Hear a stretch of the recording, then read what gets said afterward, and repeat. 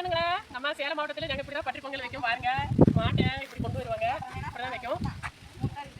மச்சாண்டார் வீடு தான் நம்ம இன்னைக்கு பொங்கல் வைக்கல இந்த வருஷம், அடுத்த வருஷம் வச்சுக்கலாம். பார்க்கலாம்.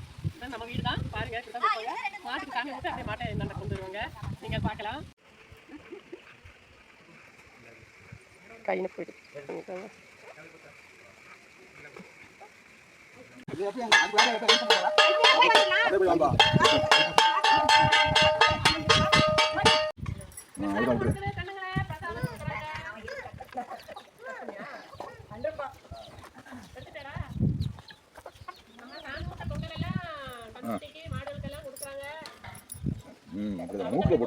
அது என் கையில இருந்து ஓட்டிச்சு.